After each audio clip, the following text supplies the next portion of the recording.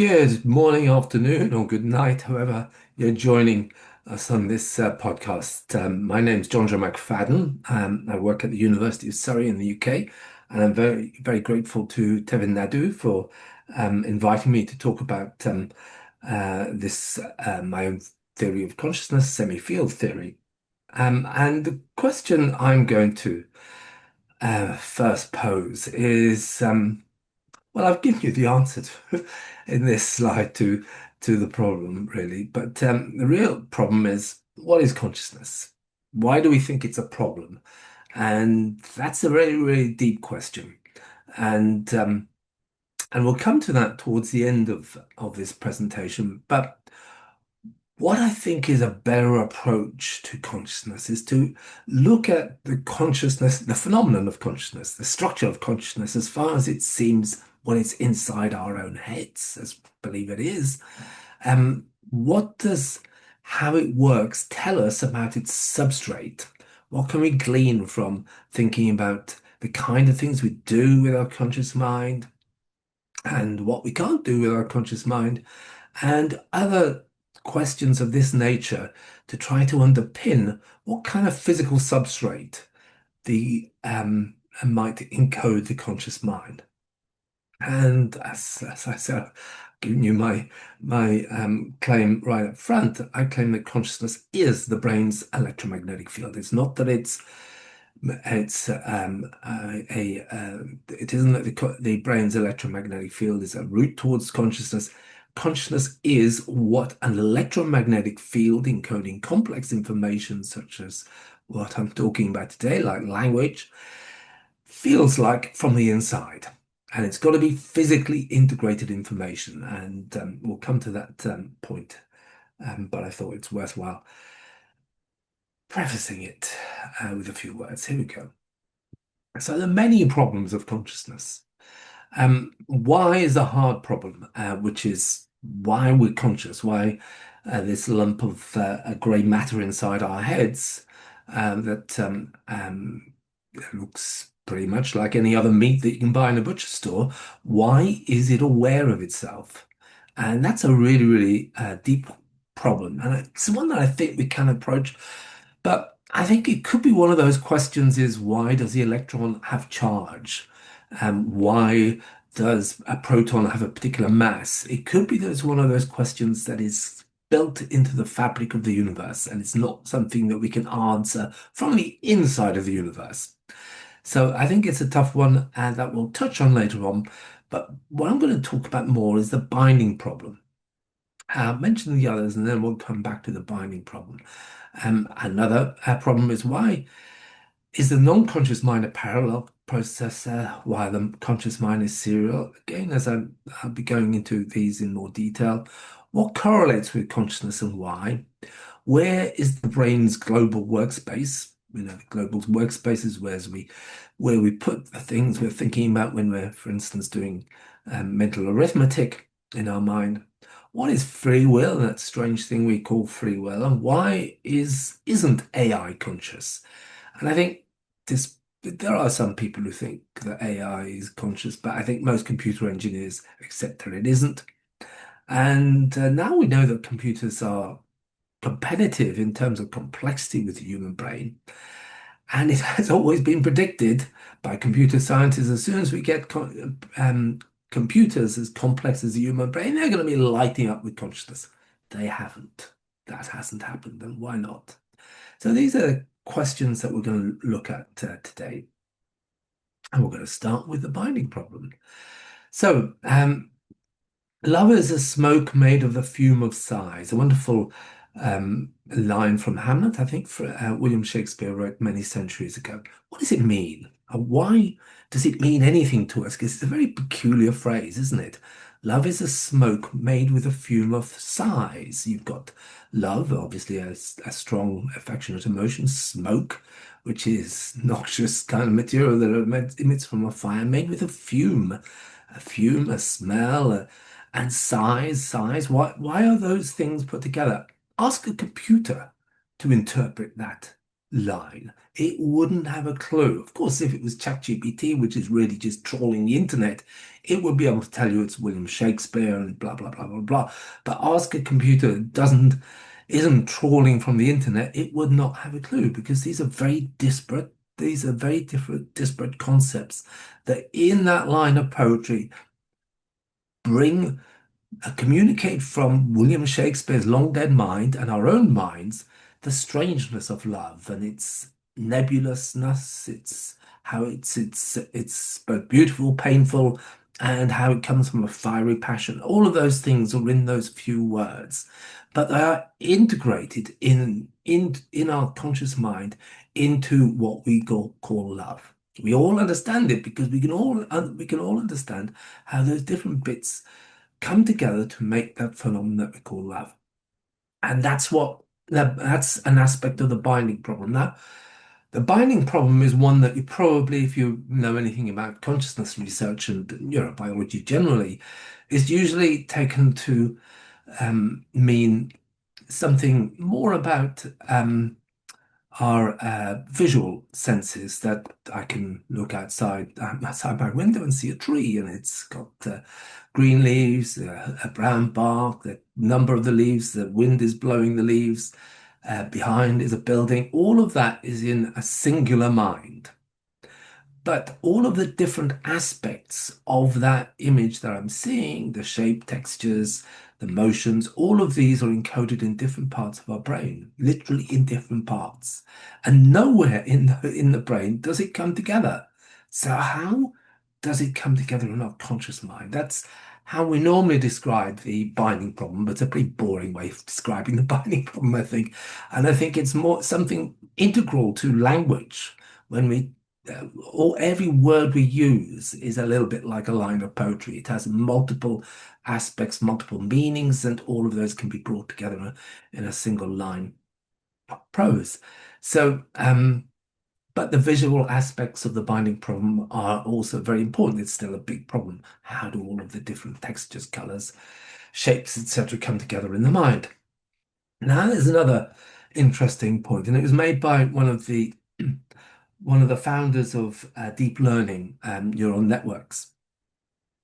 And in 2018, he wrote an interesting review, Deep Learning and Critical Appraisal, in which he kind of lamented that despite all the advances that neural networks and particularly deep neural networks have made over the years, you could give this task, which is one of looking at a bicycle with a rope caught in its spokes. You could give that task to a 6-year-old child, and they'd be able to go to that bicycle and solve it. You could give it to any computer in the world today, again, that wasn't connected to the internet, that would know how to solve this problem from just looking up what other people have written, and it wouldn't have a clue how to solve that problem. The child could solve it on first exposure, maybe a million trials where an AI based on neural network AI, you could set it on multiple trials. Well, we'll try doing this and try doing this, maybe a million times or more, 100 million times, might eventually get it to the answer. But a child could solve it on their first exposure.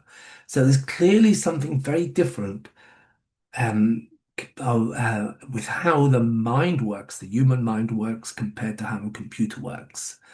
And that is something that hasn't changed despite the fact that computers have become more and more powerful. That kind of way of solving a problem in your mind doesn't seem to work in a computer. So the binding problem, this is another aspect of the binding problem. This is a Penrose triangle, sometimes called an impossible triangle. It's got lots of names, and it's clearly impossible. It's a structure that can't exist in real space. Computers don't really understand optical illusions because they aren't bringing together the different aspects of an object. In order to see this as a problem, you have to pull together all the different lines and shading and put them into a singular object in your mind. If you just dissect it, oops, that's rather okay. Okay. Um, okay. I'll go back a step.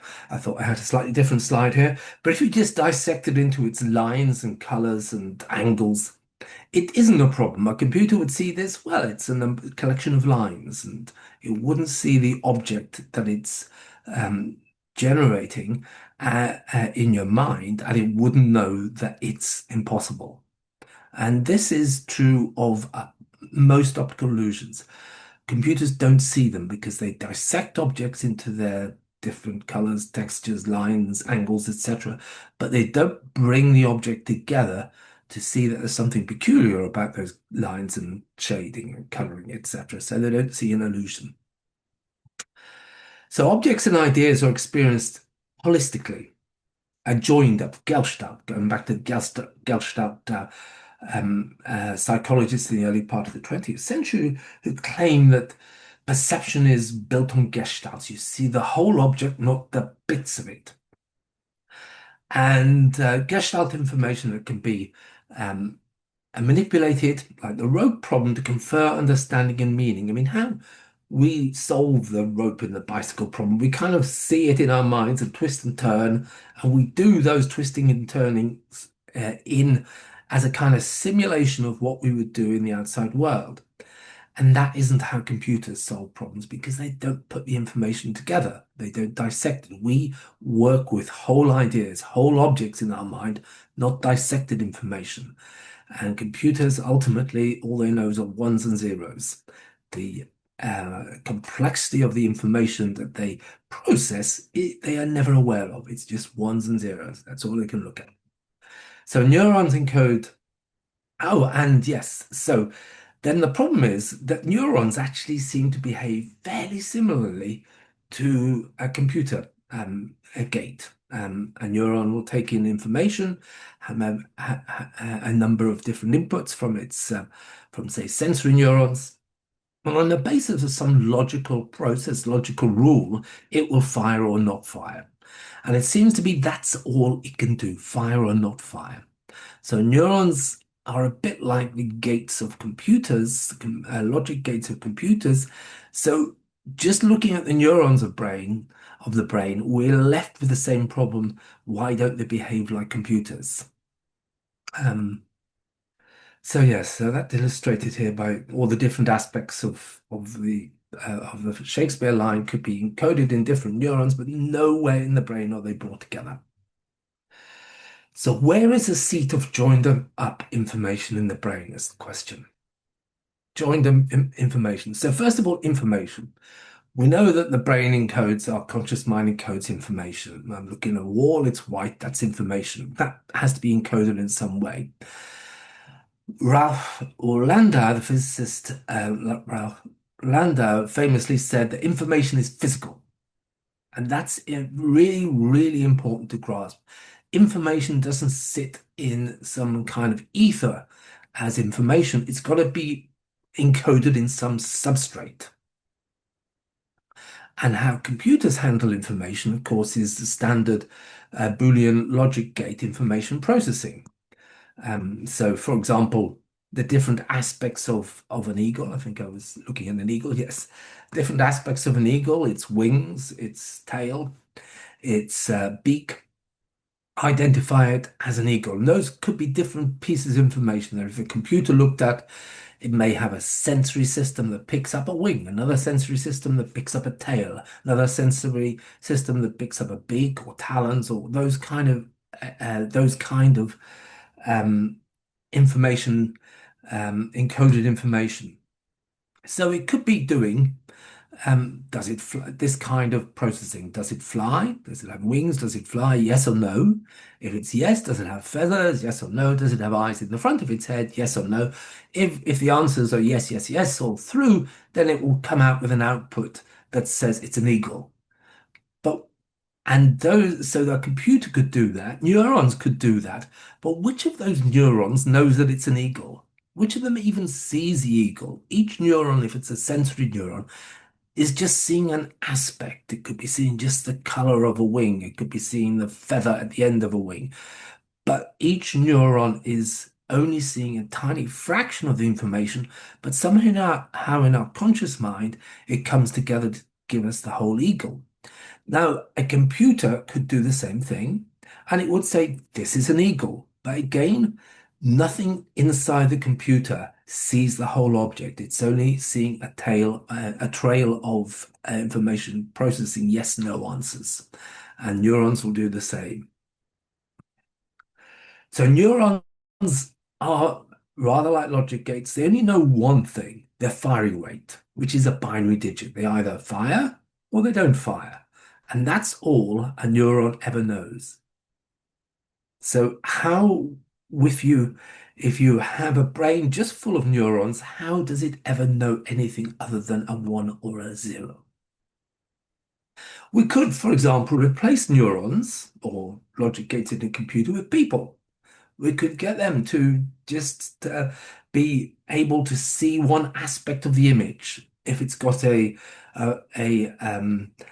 wing, then a person could see the wing and say, okay, that's got a wing. If it has feathers, another person could see a feather and say, okay, it has feathers and wave a flag. Does it have predator's eyes at the front?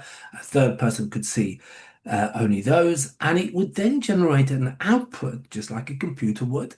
It's an eagle. But again, in this way, we've formulated it. No individual, despite them being entirely conscious people, in this scenario where they have a sensory input that only allows a certain fraction of the information, whether it's a wing, whether it has feathers, whether its eyes are at the front, it can still perform the task of identifying the eagle, but no one sees the eagle. And all of our sensory perception is like that. We know that there are neurons in the back of our eye which will see a certain line. Another neuron will see a corner. Another neuron will see a color. Another neuron will respond to a texture. And we kind of imagine that they all will come together somewhere, but they don't.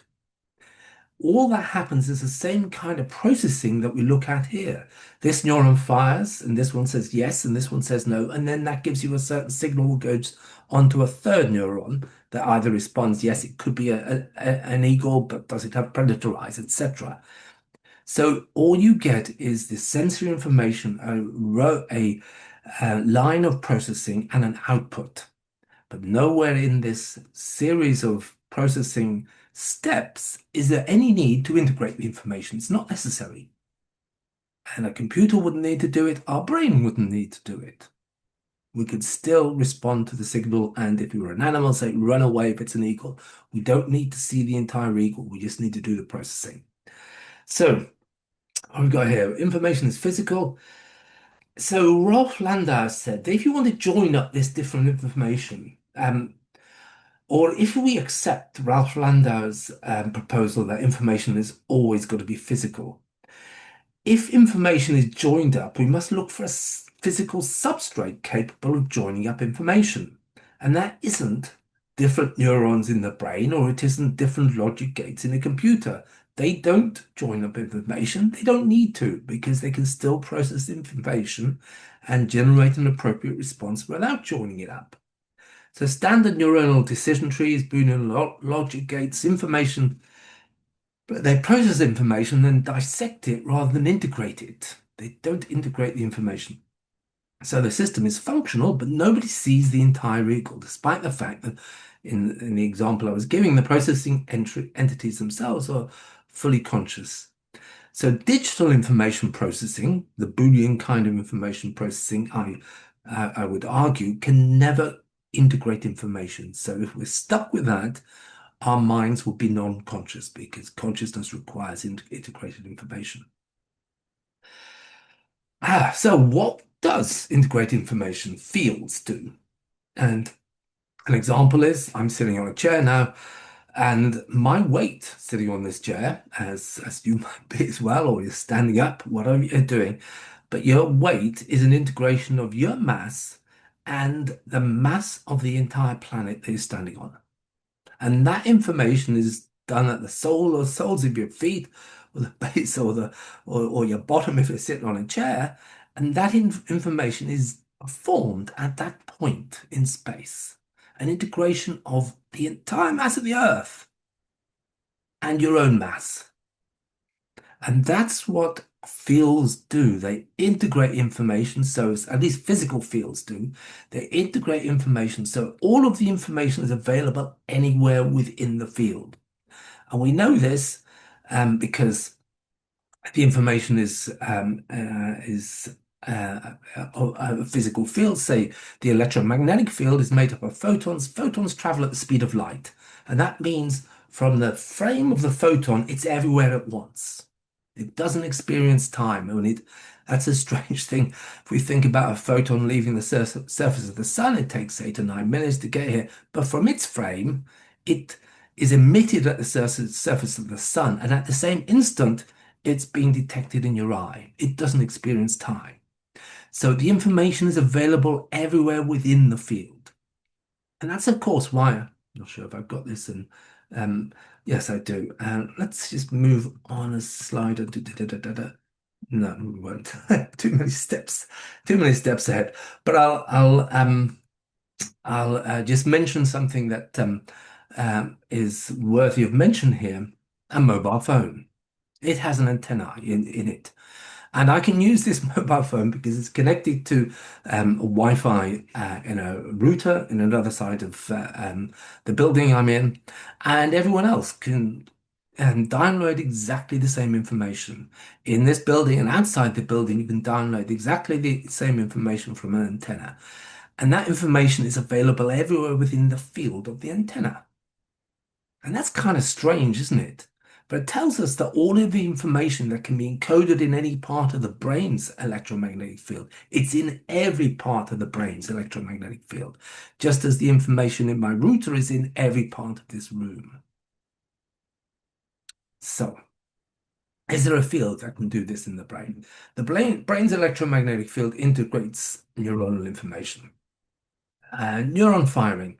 Action potentials. I'm sure you know what these are. An action potential is when ion channels in the nerve open up and allow a flow of ion in and then out of the nerve, and that generates an action potential, a voltage change that travels along the neuron, the action potential, and that's how most neurobiologists consider all that happens in neuronal information processing. It's action potentials going along the nerve, and then they go along to the synapse, and the synapse releases neurotransmitters, which deliver a signal to the next downstream neuron. So that's all fine, and there's no question this is what happens. But it's the same kind of information that it travels through computers, through wires, and across logic gates. In this case, the nerve, or at least the synapse, is acting as a logic gate. It obeys a set of rules, and if those rules tell it to fire, it fires. If they don't fire. So again, it has a 1 or a 0 as its output. But we know there is there is something else going on in the brain, because we can put electrodes outside of those neurons and we detect electromagnetic fields. And this is what, of course, is picked up in EEG and MEG measurements, which are routinely used in diagnosis, particularly in diagnosis of disorders of consciousness, where it's clearest if you look at EEG and MEG signals. So there is something else going on, and that is because whenever you get a motion of charged particles, you will generate a field. And of course, in the brains, you get action potentials where you get a very drastic and large change of voltage across the membrane, and that generates an electromagnetic field signal that is transmitted from the neuron into the surrounding tissue. And that's often called the extracellular potential. So, neuron firing in the brain generates an endogenous electromagnetic field. Everything that happens electrically generates an electromagnetic field, as well as fields going down the wire. Detected by EEG and MEG can also be detected intra and extracellular inside brain tissue. You can insert electrodes into the brain between neurons, and you'll detect these electromagnetic fields passing through the brain. So this shows a signal, extracellular and intracellular signal of an action potential. So you can measure an action potential inside a nerve, and you can measure that same potential outside of the nerve as well. So the action potential information written into that action potential is also present extracellularly. The same information is there. So all firing neurons generate EM field perturbations. So the brain's electromagnetic field is, in fact, a pool of information from firing neurons. Every neuron that fires generates an electromagnetic signal that is dropped into, if you like, the ocean of the electromagnetic field of the brain. It is just like a drop falling into the ocean. It's a big ocean of lots of signals. It's a very stormy ocean, but it's all ending up in this ocean of the brain's electromagnetic field. And in that field, all of the information is simultaneously present at every point in that field. So this is what we mean by integration. There is no distinction. You can write this as a single field equation. You can write it in Maxwell's equations. It can be written in quantum field dynamics equations, and it's a single equation. All of the information in the brain's electromagnetic field, which you would not be able to do or with neurons or with the logic gated computer. You could write the information as a whole bunch of trillions of equations. That doesn't work for the brain's electromagnetic field. You've got to describe it as a singular thing. So the conscious electromagnetic information field theory, CEMI field theory, proposes that the brain's EM field is this seat of integrated information in conscious mind. So it just takes, I think maybe I have so that's where Shakespeare's lines of poetry are held. That's where we see the impossible triangle. That's where we solve the rope in the bicycle wheel problem. And so I first proposed this back in 2002 in a couple of papers in the Journal of Consciousness Studies. And it generated a lot of skepticism. And it still does, of course. And to overcome this kind of skepticism, I kind of think, well, how likely is it this object that we're seeing here, this lump of meat, is conscious? Is that something that immediately say, yeah, that's a piece of conscious meat? It's not really something that is very obvious, is it? There's a lovely story, short story by Terry Bison, which he talks about aliens who discover a distant alien civilization. And when his mate asks him, well, what are these aliens made of? He says, they're made out of meat. He says, no, no, no, no, don't be silly. You mean that stuff we buy in the butcher store and we eat and we grill on the barbecue? You're not saying that's conscious meat? How could meat be conscious? And the guy says, no doubt about it. We picked up several of the different parts of the planet, took them apart in our recon vessels and probed them all the way through. They're completely meat. They're made, the brains of these objects, these aliens are made out of meat. And it goes on, "Oh, surely there must be something else going on. There's some, and they mention, oh, they've got computers. Oh, it must be them that's like, no, no, no. The people make the meat, makes the computers, meat making computers. And it goes on like this. It's a lovely story, but it just illustrates that the theory that we're comfortable with is bizarre. How can meat be conscious?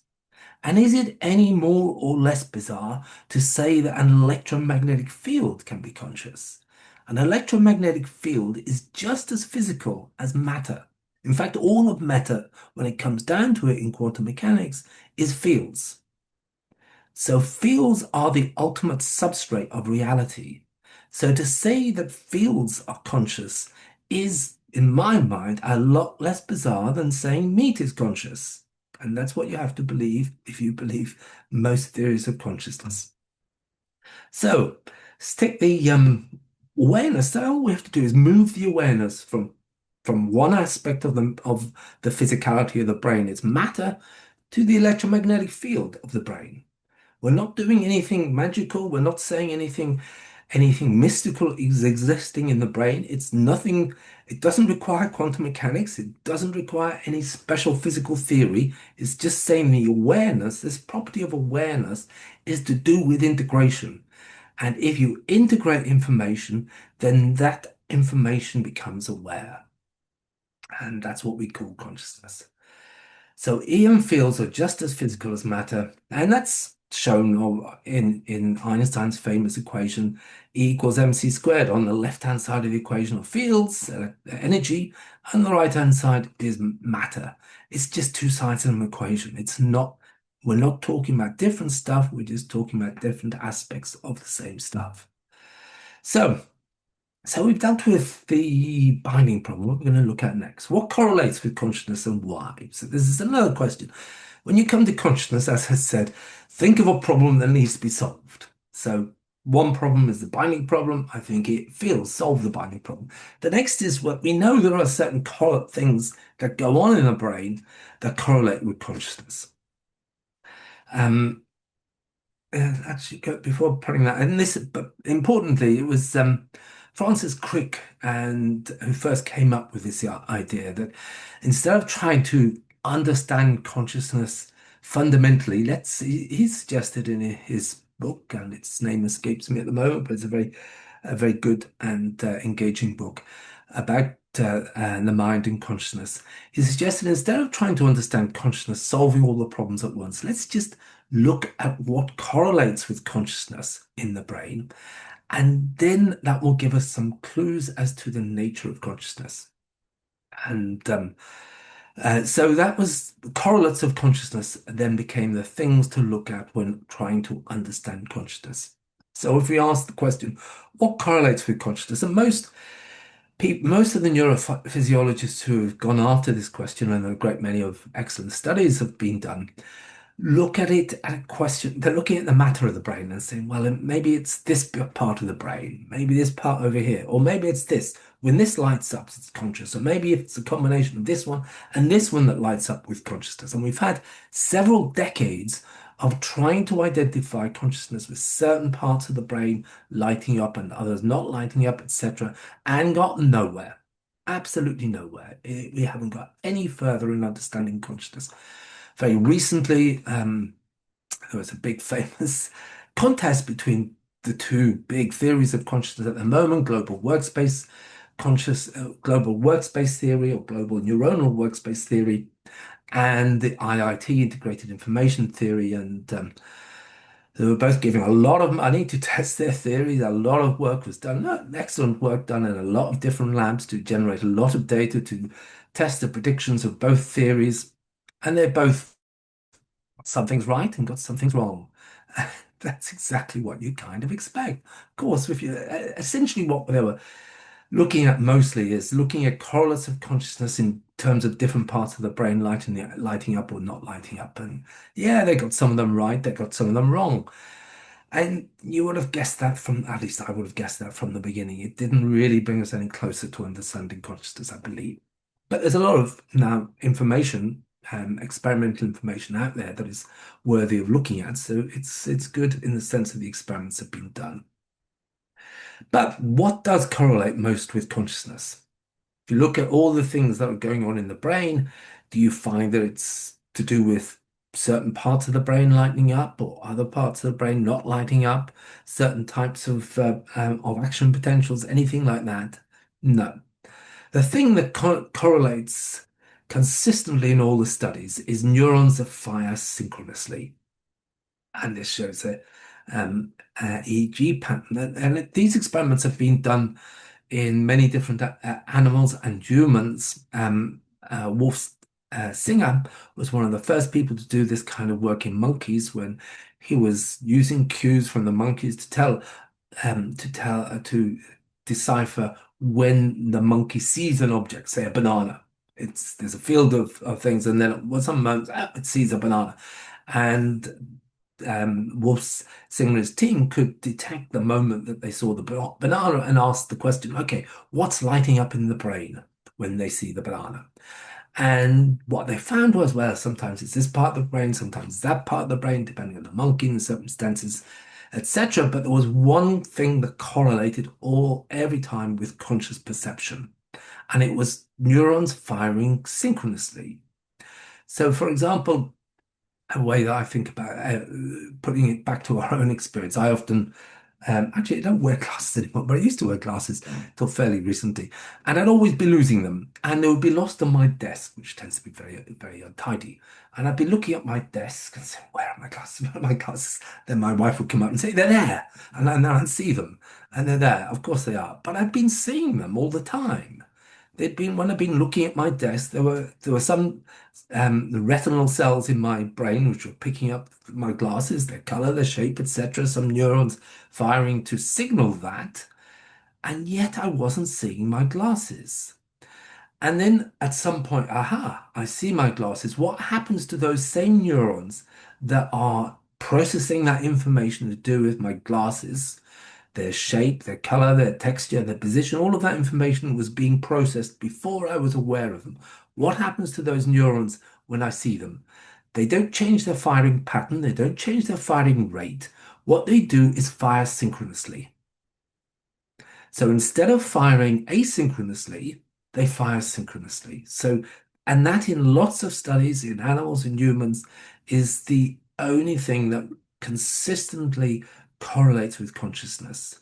It's neural synchrony.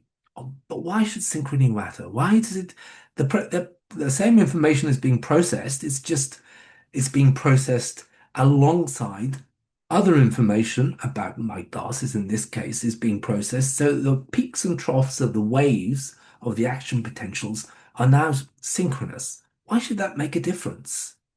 How should one neuron know that another neuron is firing synchronously? What does it know about the neuron up in the next neighborhood? It doesn't, but yet brain neurons will fire synchronously in different parts of the brain. And this is what I think it is. And it's to do with the fact that signals that we're talking about of how a conscious mind is perceiving are fields. And fields are made of waves. And they have the waves are like waves of the sea. They have peaks and troughs. And if the peaks and troughs are firing synchronously, then you get what's called constructive interference, where the signal is amplified. The amplitude of the signal is amplified. If the if the neurons are firing asynchronously, then you get what's called destructive interference. So the EM field averages to zero because the peak of one wave is meeting the trough of another wave. So that means when they average them up, you get zero field. So before I see my glasses, this is how the neurons are firing. But after I perceive my glasses, they fire synchronously. And that means that all of the waves are firing synchronously, so that information in those neurons is being amplified in the brain's electromagnetic field.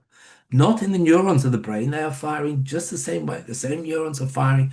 No neurons are firing more or less than they did before, but in the brain's electromagnetic field sees the information, because mostly when neurons are firing around in different parts of the brain, they're mostly firing asynchronously. It's more likely that they're going to fire asynchronously. So the brain's EM field will not be aware of the information in asynchronously firing neurons because it's not transmitting information. It's being destroyed by destructive interference. But if those neurons line up, then bang, that information is transmitted from the matter of the brain to the brain's electromagnetic field. And now the electromagnetic field of the brain, where I claim consciousness resides, is seeing that information, in this case, seeing my glasses. That is what's happening. So neurons, that explains why synchronous firing is the best correlate we have of consciousness. And as far as I know, no other theory of consciousness explains that. They are always incorporated in one way or another. Oh, when the neurons when we're conscious of something, the neurons will fire synchronously. But it doesn't explain it. The only thing that explains it is if the information is in the field generated by the neurons, not in the matter of the neurons, because they will work in exactly the same way they did whether they're firing synchronously or asynchronously, but the fields will be very different. So the brain's EM field will be dominated by information encoded in synchronously firing neurons. So synchronous in the CEMI field theory, it's a very strong prediction. Synchrony will correlate with consciousness, and of course it does. And this is another interesting point. Why is the cerebellum not conscious? The cerebellum, sometimes called the small brain, it's an enormously complex structure. Um, it's as complex, more or less, as the rest of the brain, 69 billion neurons, 10% of the whole brain is in the cerebellum. It performs a lot of the information processing involved in automatic movements. Me waving my hands around when I'm talking, for example, the motion of my lips when I'm speaking, things I'm not conscious of.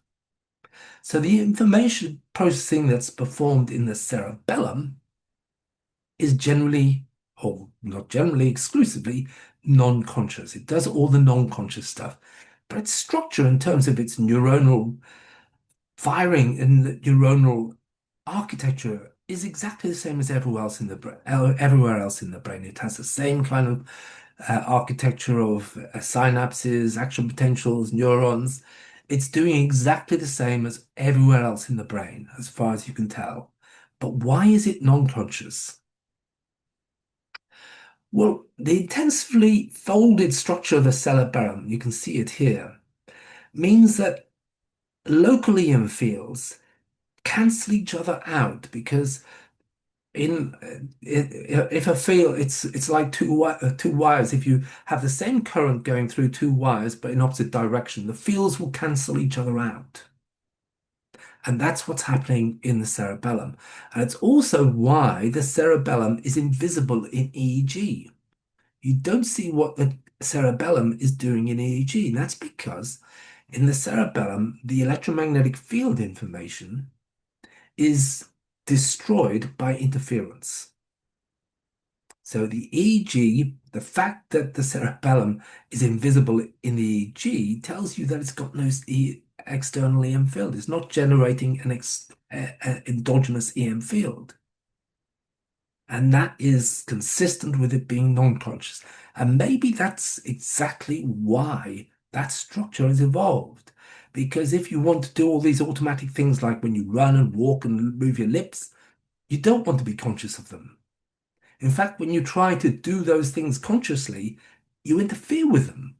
It's like if you learn to play an instrument or play tennis or something, and you think about emotion, you've lost it. You won't be able to do it anymore. It's only if you allow your unconscious mind to do it that it will do it efficiently.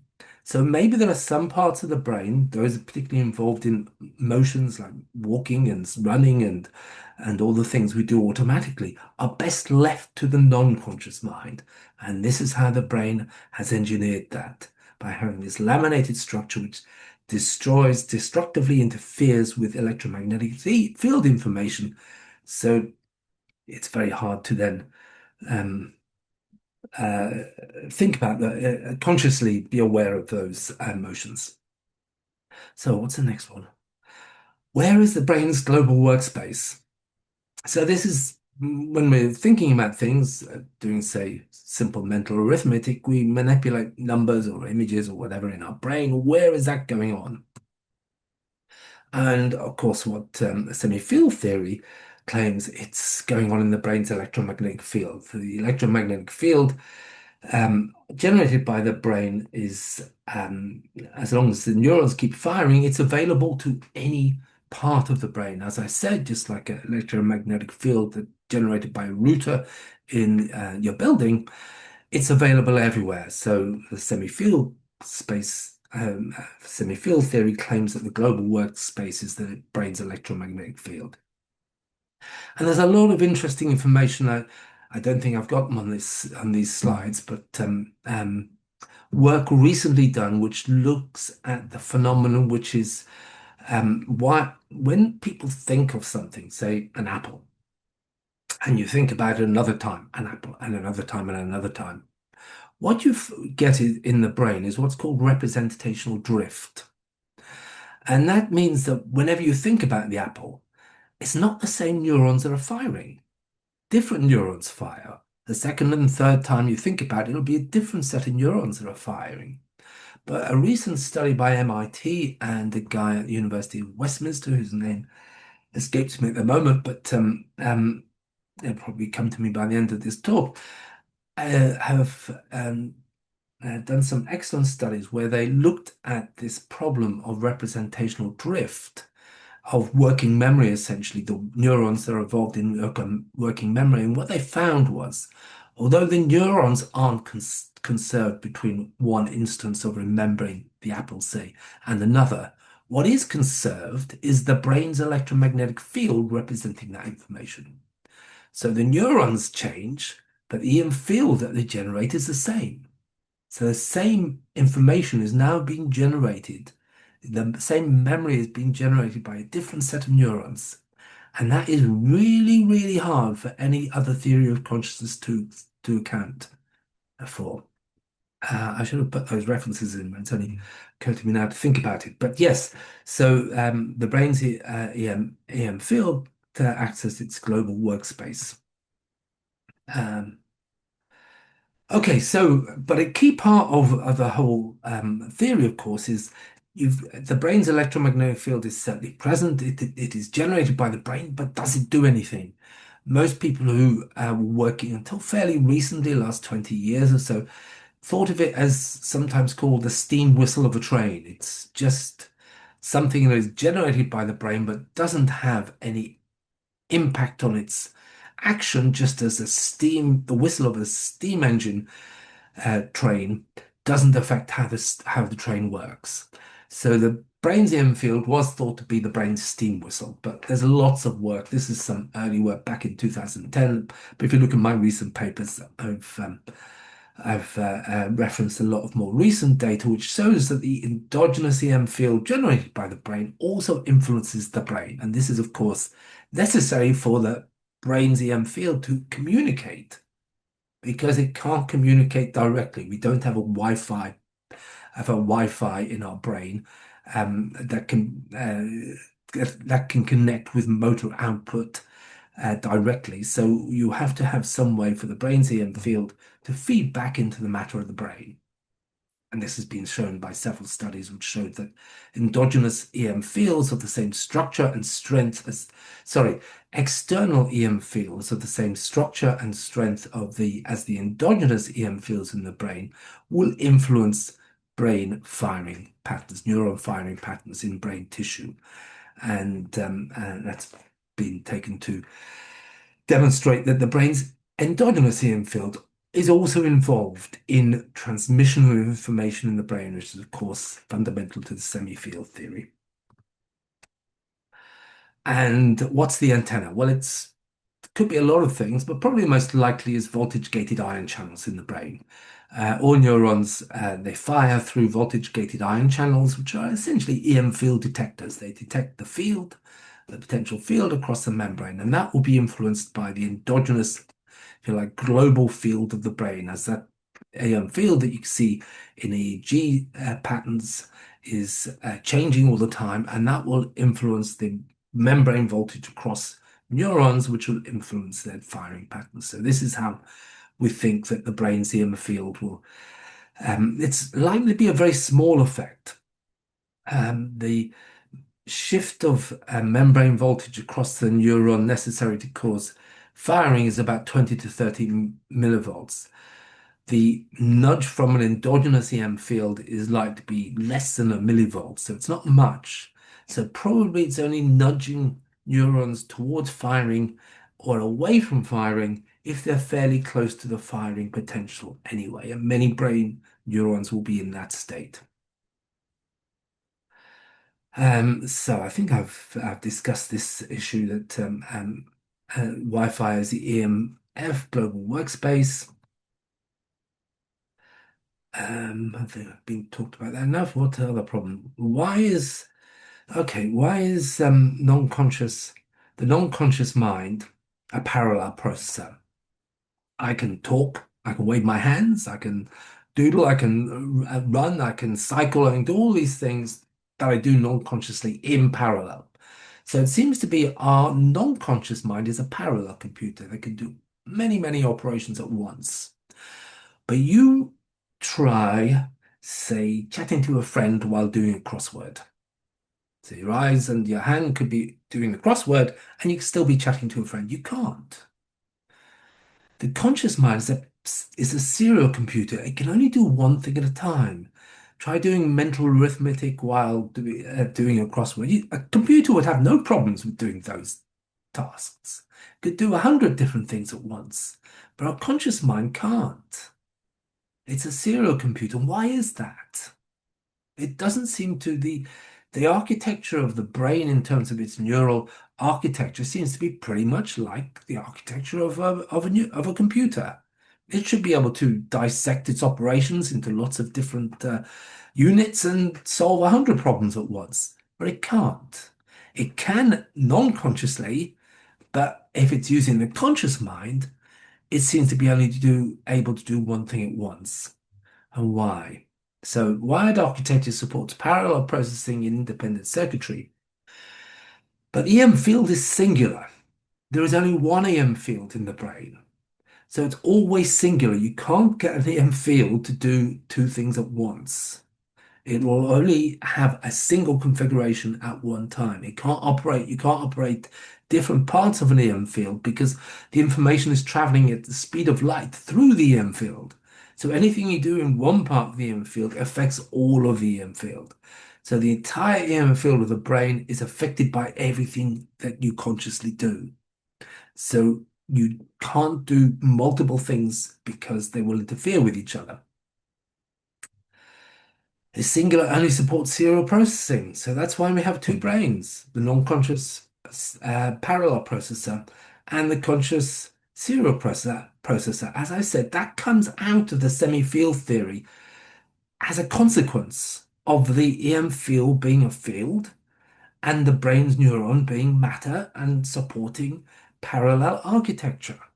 As far as I know, again, there is no other theory of consciousness except field-based theories that account for why we have two brains. And it is a remarkable fact that we have these two brains that operate on very different principles, one parallel and one serial, as we know from computer engineering. And you have very different architectures to make a serial and a parallel computer. And yet the brain architecture seems to be the same for operating both. But one thing that's different, so in the CEMI field theory claims, is that when the information goes through the brain's EM field, then it's now dealing with a serial computer and it's always going to be subject to interference. Hey, what is free will then? Big question, free will. In the CEMI field theory, as I said, we have from what we just said about the conscious and unconscious mind. The unconscious mind is a parallel computer. It can do multiple things at once, and probably most of what the brain does is going through those circuits. That's most of what the brain does. And that we don't see as us playing any role. I don't think of my hands when I'm waving them around when I'm talking. I don't think about the motion of my lips. So we don't think of those as being subject to our free will. They just happen. So what is free will? It's the stuff that goes on here. It's the stuff that where our awareness is, and again, I claim in the CEMI field theory, the awareness is in the EM field. So if the EM field is involved in an action, then we are aware of it. And that awareness is how we experience free will. It isn't a determined action or anything like that. Everything we do is determined. But if our conscious mind is involved in the operation, then we see it as our choice because our conscious mind has been involved in the decision making. It's pushed a neuron here or pulled a neuron there. So it's involved in the decision making. This is what we mean by free will. Although a lot of philosophers puzzle over this and whether it's deterministic or not, we don't really, if you think about why we do things, We don't say, well, I did it, there was no explanation for it. It came out of nowhere. We don't really say that. We say, if I phoned my brother, it was because I saw a picture of him, of someone who looks like him on the TV and say, oh, I'll call my brother. Those are the reasons we don't give. People are confusing this problem of free will with the question of philosophical determinism, whether something is determined or not. That isn't what we are talking about with free will when we generally talk about free will. We are talking about those actions where our conscious mind is having an input. We don't claim usually that those have come out of nowhere. They come out of our earlier thoughts, the things we thought about a moment ago, the information we received by a phone call or watching something on the TV. We can always think back to, why did I do this? Well, there was this reason and that reason. So it's all deterministic, but one part of our actions goes on non-consciously, which we're not aware of, and we're essentially behaving like robots. Another part of our actions, our conscious mind is involved and is the instigator of those actions in our mind. So those are the many problems of consciousness. So what is free will? That's what I've just described. And why isn't AI conscious? Well, I think you probably know. It comes down to this architecture, the architecture here. When computers are built by computer engineers, they engineer out electromagnetic interference. This is how they build computers. They don't want one circuit to influence another circuit through EM field interactions. That is what they call electrical EMF interference, and electrical engineers take great pains to remove it. What I'm saying in the CEMI Field Theory is our mind evolved to actually take advantage of it in some instances. We couldn't avoid the electromagnetic interference, so our brain, natural selection, then took over and said, okay, if we've got to deal with this electromagnetic interference, there's two things we can do. We can either, for those circuits where it's a bad thing, and probably for most of what the brain does, it's a bad thing, like all of the motions that we do when we walk and talk and all of those kind of things, you want to avoid it. So you put them all in this cerebellum and have this laminated architecture to destroy any electromagnetic interference. But the brain discovered actually we can use electromagnetic fields to compute. And they compute in a different way. They compute with whole ideas rather than binary digits. And this is what our conscious mind does, and it's what our non-conscious mind doesn't do, and it's what computers aren't able to do either. You compute with ideas, holistic ideas, gestalts, like the line from Shakespeare of what love means. It means 1,000 things, and we hold them all in our mind. And when a child looks at that ropes stuck in the wheel of a bicycle, they can manipulate that object in their whole mind, in their EM field. They're not dissecting it, they're manipulating it in their electromagnetic field. So that is why AI is conscious, and it will always non-conscious, and then it would always be non-conscious until if they start building computers that compute with fields as well as binary digits, binary circuits, and just down the wires. So we've done that. What is free will? We've done that. Why isn't AI conscious so far? So that's, I think I've explained. Yes, one other point to pick up here is what advantage may be gained from putting information through the electromagnetic fields. And the advantage may be what Bruce McLennan, an American computer scientist and physicist, calls quantum-like computing. When you use EM fields to compute, you get a computation performed by the electromagnetic field, which is a bit like quantum computing. It isn't quantum computing. It doesn't require any fancy quantum states, but it's a field-based analog computing. And that has different computation abilities compared to classical Boolean logic gates computing.